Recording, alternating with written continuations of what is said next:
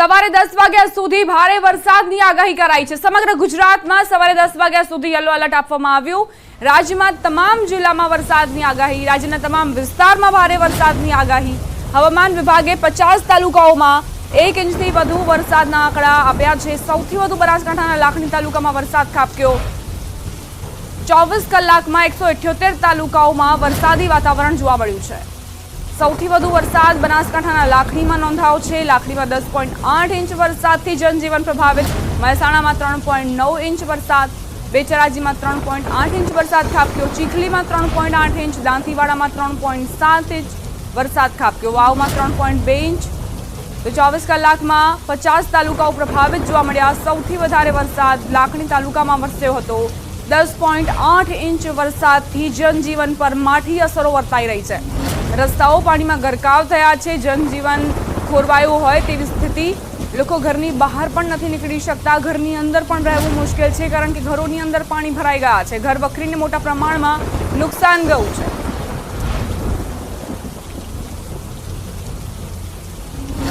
હવે વાત કરીએ મહેસાણાની। મહેસાણામાં 2 ઇંચ પડેલા વરસાદના કારણે અનેક નીચાણવાળા વિસ્તારમાં પાણી ભરાયા। મહેસાણા શહેરના માનવ આશ્રમ ચોકડી નજીક આવેલ કીર્તિ સાગર બંગલો સોસાયટીમાં પાણી ભરાઈ ગયા હતા। સોસાયટીમાં પાણી ભરાતા કાર તરતી દેખાઈ હતી। તો વરસાદી પાણીમાં રમકડાની જેમ કાર તણાઈ તેના પણ દ્રશ્યો સામે આવ્યા। 2 ઇંચ વરસાદમાં આ સ્થિતિ સર્જાઈ છે। નીચાણવાળા વિસ્તારમાં પાણી ભરાઈ ગયા અને આ કાર જે છે તે ડૂબી જતા તરતી દેખાઈ પાણીમાં। આ રસ્તાઓ જેની ઉપરથી લોકો પસાર થતા હતા તે હવે પાણીમાં ગરકાવ। તો સતત વરસાદ વરસ્યો। 2 ઇંચ વરસાદમાં આ સ્થિતિ અને લોકોના હાલ જે છે તે બેહાલ થઈ ગયા છે। ઝડપથી પાણી ઓસરે તેની લોકો રાહ જોઈ રહ્યા છે। કમરથી પણ ઉપર સુધીના આ પાણી, જેમાં કાર વહી ગઈ, કાર કઈ રીતે રમકડાની જેમ પાણીની સામે નતમસ્તક થઈ ગઈ તેની આ તસવીરો। 2 ઇંચ વરસાદમાં જ્યાં નજર કરું ત્યાં પાણી જ પાણી નજરે પડી રહ્યા છે। સમાચાર બનાસકાંઠાના લાખણીથી પ્રાપ્ત થઈ રહ્યા છે। ધોધમાર વરસાદ ખાબક્યો। લાખણીમાં સૌથી વધારે વરસાદ પડ્યો। 10.8 ઇંચ વરસાદ પડતા જ રસ્તાઓ જળમગ્ન થયા છે। વરસાદથી જનજીવન પ્રભાવિત થયું છે। સતત વરસાદ શું વરસ્યો, લાખણી જાણે કે પાણીમાં ડૂબી ગયું અને અહીં જનજીવન પ્રભાવિત થયું છે। 10.8 ઇંચ વરસાદ ખાબકતા જ આ મુશ્કેલીઓ લાખણીના લોકોને સહન કરવી પડી રહી છે। સૌથી વધારે વરસાદ લાખણીમાં ખાબક્યો છે અને લોકો પરેશાન થયા છે। બનાસકાંઠા બાદ હવે વાત કરવી છે અરવલ્લીની। અરવલ્લીમાં ધોધમાર વરસાદ ખાબક્યો। મોડાસામાં 24 કલાકમાં 3 ઇંચ વરસાદ ખાબક્યો। મોડાસા શામળાજી હાઈવે પર ખેતરોમાં પાણી ભરાયા। ઇસરોલ ઉમેદપુર પાસે મગફળીના ખેતરમાં પાણી ભરાઈ ગયા। ગ્રામીણ પંથકમાં સારા વરસાદથી ખેડૂતો ખુશી વ્યક્ત કરતા જોવા મળ્યા। અરવલ્લી જિલ્લામાં છેલ્લા 24 કલાકમાં સાર્વત્રિક વરસાદ વરસ્યો છે, પરંતુ છેલ્લા 12 કલાકમાં મોડાસા તાલુકામાં સૌથી વધુ 3 ઇંચ વરસાદ નોંધાયો છે। દ્રશ્યો બતાવી દઈશ કે મોડાસા શામળાજી હાઈવે ઉપર જે આજુબાજુ આવેલા જે ખેતરો છે તેના દ્રશ્યો છે। મગફળીનું જે વાવેતર કરવામાં આવ્યું હતું એ વાવેતર પાણીમાં ડૂબી ચૂક્યું છે। ખેતરો જળબંબાકાર થઈ ચૂક્યા છે। જે પ્રકારે વરસાદ વરસ્યો છે, કારણ કે પાણી નિકાલનો રસ્તો ન હોવાના કારણે ખેતરોમાં પાણી ભરાઈ રહ્યા છે, એટલે કે ખેતરોમાં હાલ ખેડૂતો માટે જવું અશક્ય છે। ખેડૂતો રાહ જોતા હતા કે વરસાદ ક્યારે પડે અને માત્ર 1 થી 3 ઇંચ વરસાદમાં જ ખેતરમાં ન જઈ શકાય તેવી સ્થિતિનું નિર્માણ થયું છે। કે અરવલ્લી જિલ્લામાં સરેરાશ 24 કલાકમાં 1 થી 3 ઇંચ વરસાદ વરસ્યો છે। આ સંજોગોમાં ખેડૂતો માટે સારા સમાચાર તો છે, પરંતુ કેટલાક ખેડૂતો માટે ખેતરમાં ન જઈ શકાય તેવા સમાચાર છે। ત્યારે ક્યાંક ને ક્યાંક જોઈ શકાય છે કે અરવલ્લી જિલ્લામાં જે વરસાદની આશા છે કે જે સમાચાર અમદાવાદથી પાલડીમાં આવેલ ફ્લેટની લિફ્ટમાં વૃદ્ધ મહિલા ફસાઈ। ફાયરને જાણ કરતા ફાયરની ટીમ દ્વારા તેમને બહાર કાઢવામાં આવ્યા। ગીતાબેન નામની મહિલાને બહાર કાઢવામાં આવ્યા।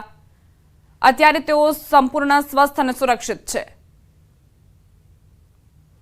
તો લિફ્ટનો ઉપયોગ કરતા લોકો ચેતજો, સાવધાન થઈ જજો, કારણ કે છેલ્લા ઘણા સમયથી લિફ્ટમાં આ પ્રકારના ધાંધિયા વારંવાર સામે આવતા રહે છે અને લિફ્ટમાં એક વૃદ્ધા ફસાતા જ પરિવારજનોના જીવ પણ તાળવે ચોંટી ગયા હતા। તાત્કાલિક ફાયર વિભાગને જાણ કરવામાં આવી। ફાયરની ટીમે તાત્કાલિક ધોરણે ઓપરેશન પાર પાડ્યું અને વૃદ્ધાને બહાર કાઢ્યા।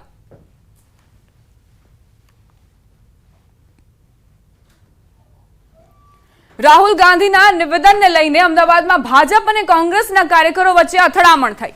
ભાજપના યુવા મોરચાના કાર્યકરો પાલડી સ્થિત કોંગ્રેસ કાર્યાલય પર વિરોધ પ્રદર્શન માટે આવી પહોંચ્યા. વિરોધ દરમિયાન બંને પક્ષના કાર્યકરો સામસામે આવી ગયા. જોતજોતામાં પરિસ્થિતિ બેકાબુ બની. બંને પક્ષ તરફથી સામસામે પથ્થરમારો કરાયો, જેમાં 4 પોલીસકર્મી સહિત અનેક કાર્યકર્તાઓ ઈજાગ્રસ્ત થયા. ઘટનાને પગલે પોલીસ તંત્ર દોડતું થયું હતું અને પરિસ્થિતિ પર કાબુ મેળવી 10 જેટલા લોકોની અટકાયત કરી. ઘટના બાદ જિગ્નેશ મેવાણી પણ એલિસ બ્રિજ પોલીસ સ્ટેશન પહોંચ્યા અને બનાવ બાબતે પોલીસ અધિકારીને મળીને યોગ્ય કાર્યવાહી માટેની રજૂઆત કરી. આ તરફ સમગ્ર મામલે અમદાવાદ સેક્ટર 1ના એડિશનલ સીપી નીરજ બળગુજરેએ જણાવ્યું હતું કે બંને પક્ષ તરફથી ફરિયાદ લેવાની કામગીરી કરાઈ છે. હાલ આ મામલે પોલીસ તપાસ કરી રહી છે. તપાસ બાદ કાયદેસરની કાર્યવાહી કરાશે.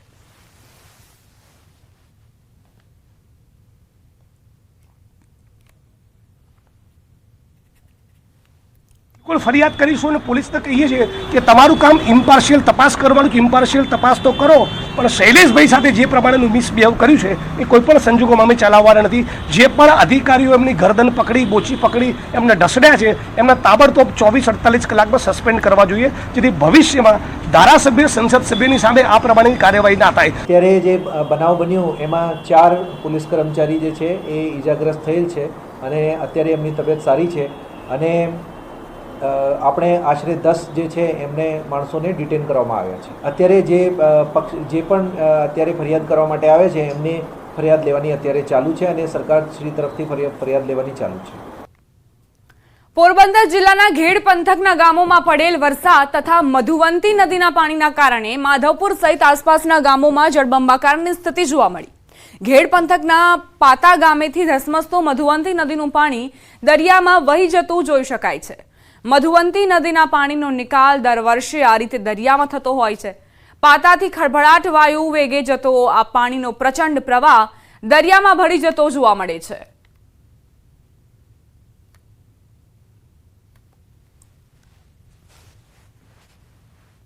મહીસાગરના કડાણા ડેમમાં કરોડો રૂપિયા ખર્ચા છતાં પણ ઊંડો ખાડો ન પુરાતા પ્રશાસન નિગમની કામગીરી સામે સવાલ ઉભા થયા છે. વર્ષ 2020માં ડેમના નીચાણવાળા ભાગમાં પડેલો ઊંડો ખાડો પૂરવા માટે 17 કરોડનો ખર્ચ કરવામાં આવ્યો. ડેમનો ખાડો પૂરવામાં 4 વર્ષમાં 40 કરોડનો ખર્ચ છતાં પણ કાયમી સમાધાન ન થતા કામગીરી, માપદંડ અને ગુણવત્તા પર સવાલો ઉભા થયા. કડાણામાં 125 મીટરથી પડતા ધોધથી પડેલો ખાડો પૂરવા ફરીથી 23 કરોડનો ખર્ચ કરવામાં આવી રહ્યો છે.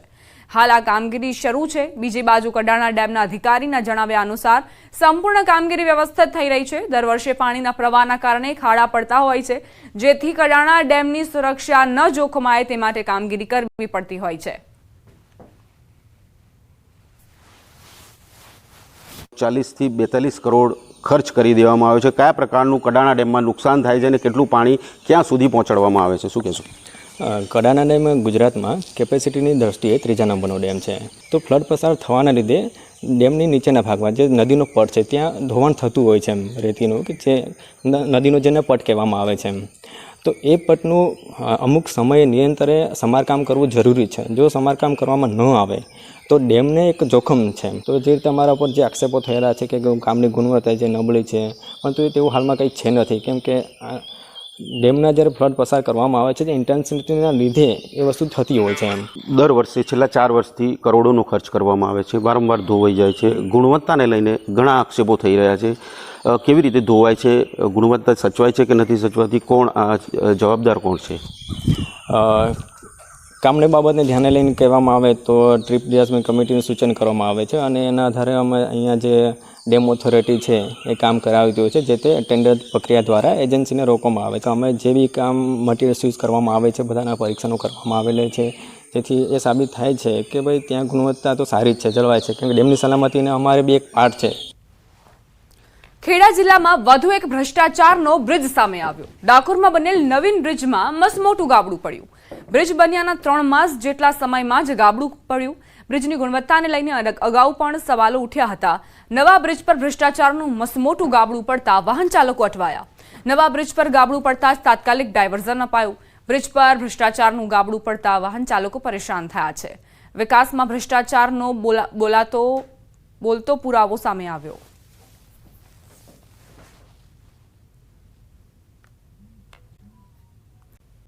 જામનગરથી સમાચાર પ્રદૂષણ નિયંત્રણ બોર્ડની કચેરીમાં આગ લાગી. અચાનક જ ઓફિસમાં વરસાદી વાતાવરણ વચ્ચે આગ લાગતા અનેક સવાલ ઉઠ્યા છે. પ્રદૂષણ નિયંત્રણ બોર્ડની મુખ્ય ઓફિસમાં આગ લાગી. 2 ફાયર ફાઇટર ઘટના સ્થળે પહોંચ્યા. રામેશ્વર નગર વિસ્તારમાં આવેલી સરદાર ભવન કોમ્પ્લેક્સમાં જીપીસીબીની ઓફિસ સળગી ઉઠી અને આગ લાગી કે લગાવવામાં આવી તે સવાલ છે.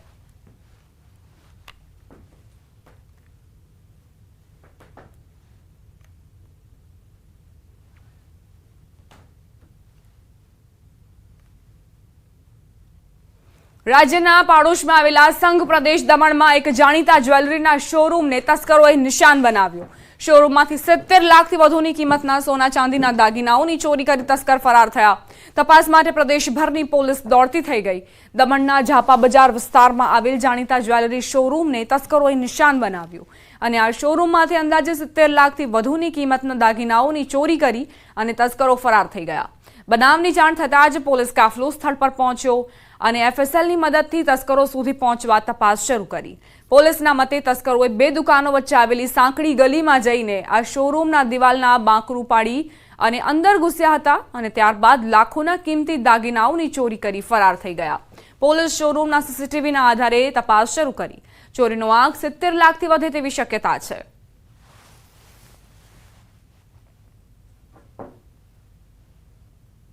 સમાચાર બનાસકાંઠાથી. બનાસકાંઠામાં દાંતા તાલુકા પંચાયત કચેરી જોખમી બની ગઈ છે. 50 વર્ષ જૂની કચેરી અતિશય જર્જરિત હાલતમાં છે. કેટલોક ભાગ તૂટી ગયો છે તો કેટલોક ભાગ અતિ જર્જરિત હોવાથી તોડી પડાયો. કેટલાક અધિકારીઓને અન્ય જગ્યાએ બેસાડવામાં આવ્યા તો કેટલાક અધિકારીઓ હજુ પણ જર્જરિત ઓફિસમાં કામ કરી રહ્યા છે. ત્યારે તાલુકા વિકાસ અધિકારી કહી રહ્યા છે કે નવી કચેરી માટે જગ્યાની પણ ફાળવણી કરી દેવાઈ છે, જેમાં ટેન્ડર પ્રક્રિયા થઈ રહી છે. તેમાં ઊંચો ભાવ આવતો હોવાથી નવી કચેરી માટેનું કામ ખેંચાઈ રહ્યું છે, પણ હવે તાકીદે નવી કચેરી ઊભી થાય તેવા પ્રયાસ કરવામાં આવશે.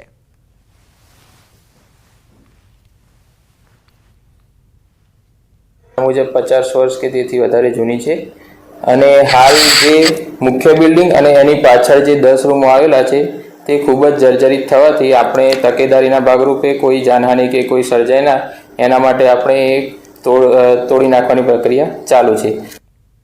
બુલેટિનમાં રોકાઈશું એક નાનકડા વિરામ માટે. આપ જોતા રહો ન્યૂઝ 18 ગુજરાતી.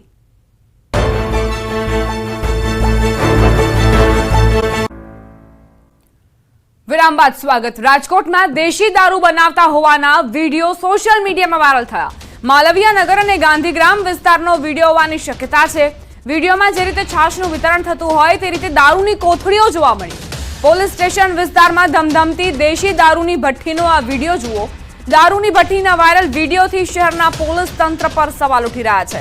ન્યૂઝ 18 ગુજરાતી આ વાયરલ વિડીયોની પુષ્ટિ નથી કરતું, પરંતુ સવાલ અહીં એ કે જો આ વિડીયોમાં 1% પણ સત્યતા હોય તો તેની તપાસ થવી જોઈએ. પોલીસની કામગીરી સામે પણ આ વિડીયો બાદ સવાલ ઉઠી રહ્યા છે. ગાંધીના ગુજરાતમાં આ રીતે દારૂની હાટડીઓ જો ધમધમતી હોય તો પોલીસ ખરેખર હવે જાગે અને આ જે બુટલેગરો છે તેમની સામે કાર્યવાહી કરે તે જરૂરી છે. સુરેન્દ્રનગરના પાટડીના કમાલપુરમાં પોલીસના ધાડે ધાડા ઉમટી આવ્યા. ફાયરિંગના બનાવ બાદ પોલીસનું કોમ્બિંગ. ધ્રાંગધ્રા ડીવાયએસપી સહિતના અધિકારીઓએ 4 ગામોમાં કોમ્બિંગ કર્યું. ડ્રોન કેમેરા સાથે 300થી વધુ પોલીસ કર્મીઓનો કાફલો પહોંચ્યો હતો. ગેડિયા, ઇંગરોડી અને ખેરવા ગામમાં કોમ્બિંગ હાથ ધરાયું. કોમ્બિંગ દરમિયાન 6 વાહનો ડિટેન કરાયા. 3 શંકાસ્પદ વાહનો પોલીસે કબજે કર્યા.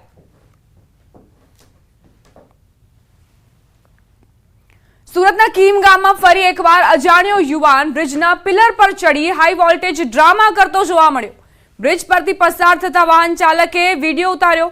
યુવક દારૂના નશામાં ચડ્યો હોવાની ચર્ચાએ જોર પકડ્યું છે. બ્રિજના એક પિલર પરથી ચડીને જોખમી રીતે સામે છેડે ઉતરતો કેદ થયો. થોડા સમય પહેલા પણ એક અસ્થિર મગજના યુવાને બ્રિજ પરથી દુકાન પર કૂદી પાઇપથી નીચે ઉતરી ભાગી ગયો હતો.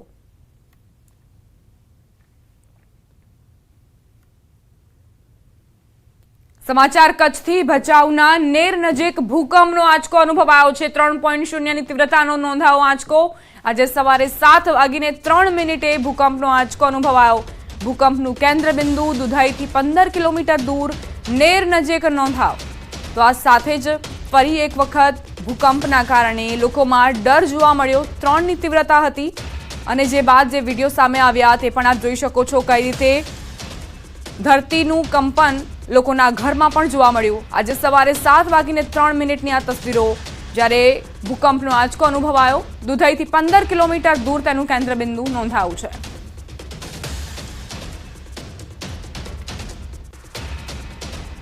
રથયાત્રાને લઈને પ્રેસ કોન્ફરન્સ આવી રહી છે, સાંભળીશું. એ ભંડારાના મુખ્ય અતિથિ નીતિનભાઈ પટેલ, પૂર્વ નાયબ મુખ્યમંત્રી ઉપસ્થિત રહેશે. ભગવાન જગન્નાથજીનો ને સોનાનો વેશ ધરાવવાનો, સોના વેશ એટલે ભગવાનને સોનાના આભૂષણોમાં શણગારવામાં આવે છે. એ 6ઠ્ઠી તારીખે છે, એકમના દિવસે સવારે 10 વાગે સોના વેશના દર્શન અને ગજરાજ પૂજન છે. તે પછી 10:30 વાગે ભગવાન જગન્નાથજી, બળદેવજી તથા સુભદ્રાજીના ત્રણેય રથનો મંદિર પ્રાંગણમાં પ્રતિષ્ઠા વિધિ થશે અને પૂજન વિધિ થશે. બપોરે 2:30 વાગે કોંગ્રેસ કમિટી મુલાકાત લેતા હોય છે. સાંજે 5 વાગે શાંતિ સમિતિ છે. 6:30 વાગે દર વર્ષની જેમ આ વખતે પર માનનીય ભૂપેન્દ્રભાઈ પટેલ તથા એમના સાથી કેબિનેટ મંત્રીશ્રીઓ દ્વારા મહંતશ્રીને શુભેચ્છા પાઠવવા માટે આવશે અને વિશિષ્ટ પૂજા આરતી થશે. 7મી તારીખે રવિવાર સવારે 4 વાગે મંગલા આરતી છે, જેમાં મુખ્ય અતિથિ તરીકે માનનીય શ્રી અમિતભાઈ શાહ, ગૃહમંત્રી શ્રી ભારત સરકાર ઉપસ્થિત રહેશે. સવારે 4:30 વાગે વિશિષ્ટ ભોગ, જેને ખીચડી ભોગ કહેવામાં આવે છે, તે ભગવાનને ધરાવવામાં આવશે.